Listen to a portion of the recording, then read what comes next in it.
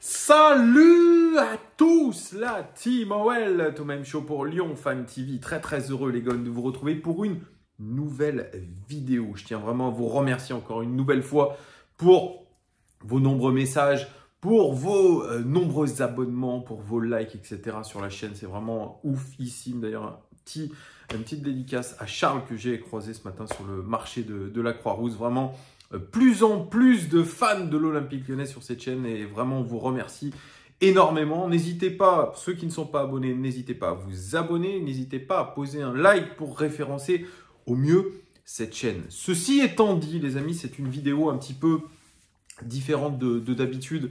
On est au lendemain d'une très belle victoire de l'Olympique Lyonnais, 5-2 face à Montpellier. Dans un stade, je dirais chafouin, dans un stade à moitié rempli avec les deux copes de supporters qui étaient présents mais sans animation. Un Olympique Lyonnais qui fait pas une bonne saison, je le répète, on le sait tous, on ne fait pas une bonne saison. On était resté sur une défaite contre Brest et toujours dans la bouche des joueurs, dans la bouche du président, on va se racheter, on va faire 5 matchs, 5 finales, 4 matchs, 4 finales, 3 matchs, 3 finales, etc. etc. On a toujours cette ambition d'aller en Coupe d'Europe. Ça pourra probablement se faire si on gagne tous nos matchs jusqu'à la fin de la saison. Parce que les gros, entre guillemets, ou en tout cas ceux qui sont devant nous, vont s'affronter. Et puis, dans ce contexte un petit peu compliqué, il y a eu hier des débordements. Ça a commencé avec le geste de Karl Toko Ekambi qui fait ça aux supporters au COP Virage Nord, après avoir marqué son but. Alors, on ne connaît pas trop le contexte de ce chute, de cet énervement, de cette provocation de Karl Toko Ekambi. Probablement que c'est lorsqu'il a mis le poteau, il y a eu des sifflets et donc je pense qu'il était très remonté. Karl Toko Ekambi, qui est pourtant l'un de nos meilleurs joueurs cette saison, celui qui tient, je trouve, le meilleur discours dans les médias. Moi, j'en avais quasiment fait un capitaine, tellement je trouvais qu'il était fédérateur, en tout cas dans ses propos. Je le trouvais beaucoup plus juste que certains, notamment comme Dembélé, comme Aouar. Et hier, il y a eu ce geste qui a ensuite provoqué des débordements. Il a été sifflé toute la fin de match. Il a insulté même les supporters. Vous pouvez le lire sur la lecture, vous pouvez faire de la lecture labiale, des propos très durs envers les supporters. Donc voilà, après il y a eu le but de Houssem Aouar sur une passe de Karl Toko Ekambi et Houssem Aouar qui a dit voilà, c'est lui qui m'a fait marquer. Donc en gros, tous les joueurs se sont mis autour de Karl Toko Ekambi. Il y a une sorte de solidarité. Mais voilà, il y a eu vraiment énormément de tension, je dirais, et la tension a été encore un peu plus haute quand les supporters du Virage Nord ont attendu carrément Karl Toko Ekambi à la sortie, je crois, du vestiaire ou dans les couloirs.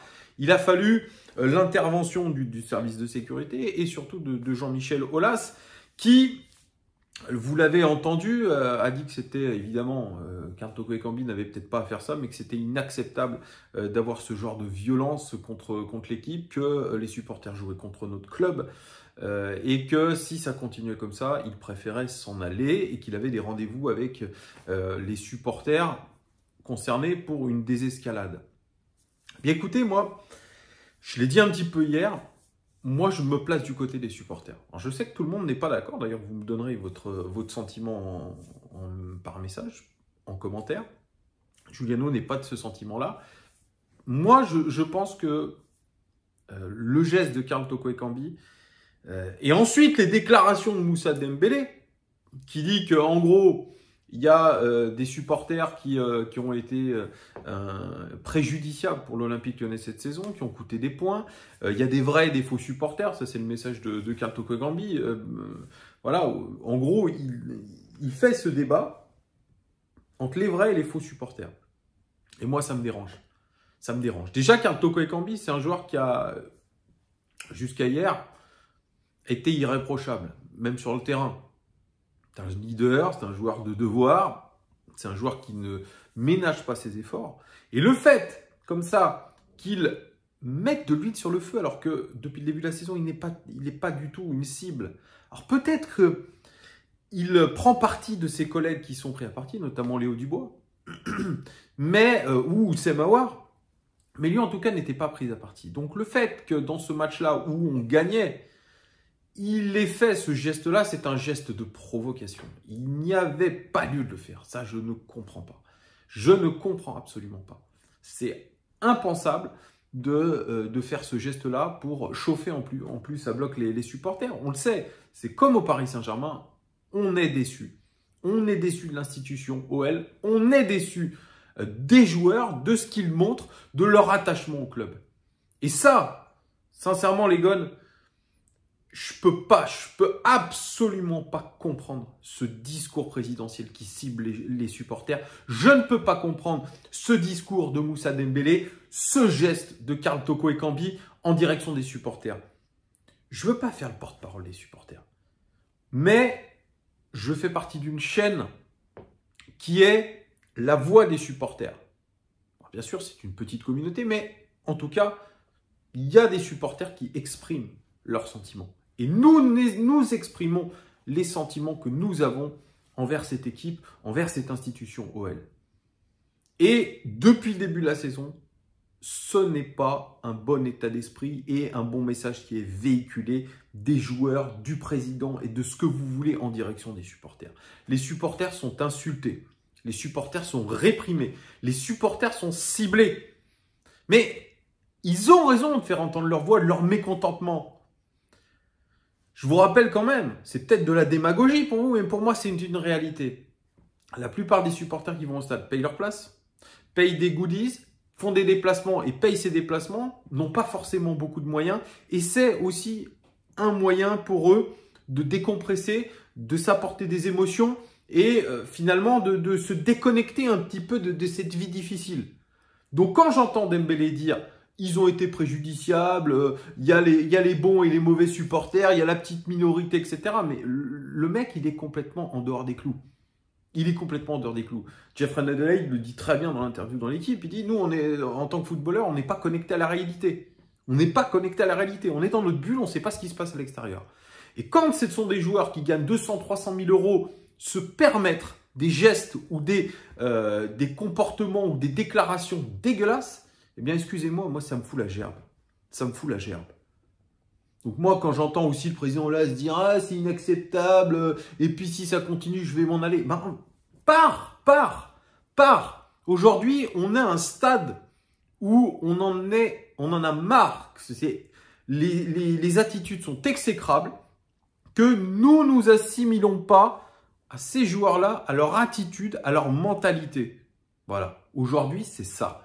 Et il y a une vraie fracture entre les supporters et l'institution OL et les joueurs. Et le fait de faire des déclarations d'après-match, etc., qui ne vont pas dans ce sens-là, des posts Instagram, des likes des joueurs, etc., pour moi, ça ne va pas dans le bon sens. C'est tout. Alors bien sûr, il y a des délits de sale gueule. Il y en a eu avec Genesio, il y en a eu avec Dubois. Mais ça fait partie de la vie intégrante d'un footballeur de haut niveau. Pareil que Yoann Gourcuff, à l'époque, il ne comprenait pas, je dirais, les liens sociétaux entre le footballeur, le monde réel, les supporters. Ils ne comprennent rien. Ils comprennent rien. Ils sont à côté de leur pompe. C'est la même chose au PSG. PSG, les gars, il y a des millions par mois. Et ils ne comprennent pas pourquoi les supporters grognent parce qu'ils ont été éliminés contre le Real Madrid. On en est là. On en est là aujourd'hui. On en est là aujourd'hui. Et il y a une vraie déconnexion. Alors, et je pense que le fossé va encore plus s'agrandir au fur et à mesure des années entre supporters et joueurs.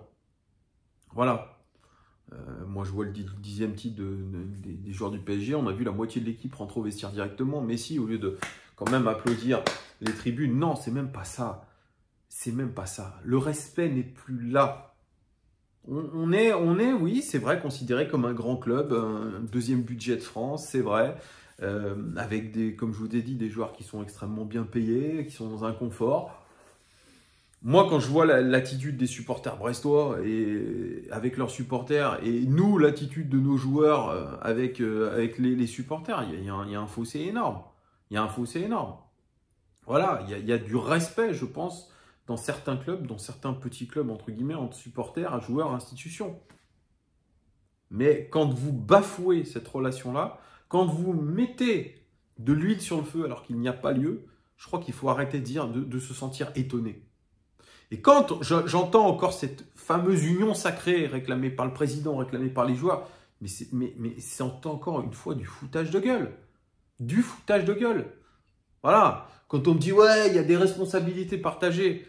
Mais la responsabilité partagée, elle est quand même assez énorme, cette phrase. On est dans un contexte sanitaire qui est compliqué. On est dans un contexte économique qui est compliqué. On est dans un contexte politique qui est compliqué. Déjà, pour ce qui est du pays. Et ensuite, on supporte un club, pareil, qui est dans un contexte particulier avec des joueurs qui ne tirent pas dans le même sens, avec un président qui se fout de notre gueule, qui ment ouvertement comme un politique qu'il est. Et ensuite, il faudrait se dire, ah bah oui, continuons à applaudir, continuons à payer des maillots, continuons à payer au Play pour 4,99 € par mois pour rien voir, continuons à regarder cette chaîne YouTube de l'OL qui est nullissime, où il n'y a rien dedans. Continuons, mais continuons, et puis achetons des places pour l'Europa League, etc. Arrêtez. Allons à OL Valley, oui, pardon, il y a aussi OL Valley, allons faire du bowling, du surf. Oh, arrêtez à un moment donné, arrêtez un petit peu de vous foutre de la gueule du monde et des supporters. Nous avons notre avis.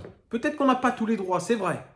C'est vrai, nous n'avons pas tous les droits, il y a des choses qu'il faut condamner, la violence. Mais en tout cas, si ça en reste à des sifflets, à des colibets pour les joueurs sur la pelouse, eh bien voilà, c'est mérité, on a le droit de siffler notre équipe. Quand on n'est pas content, on a le droit de siffler notre équipe. Et de vouloir mettre de l'huile sur le feu, c'est inadmissible. Inadmissible de la part de joueurs qui n'ont pas fait le maximum cette saison, qui, je suis désolé, sont indéfendables pour certains. Voilà. Donc c'est mon point de vue, moi je suis du côté des supporters. Je sais qu'il y en a qui ne sont pas forcément d'accord avec ce point de vue. D'ailleurs, vous pouvez me mettre en commentaire. J'ai discuté tout à l'heure au téléphone avec Giuliano. Il n'était pas du tout de mon point de vue. Voilà, dites-moi en commentaire ce que vous en pensez. En tout cas, moi, je trouve qu'il est temps, les amis, que cette saison s'arrête et qu'on reparte quasiment de zéro parce que là, ça commence à me saouler. Allez, je vous fais des gros bisous. Bon dimanche et à très très vite, les amis. Ciao!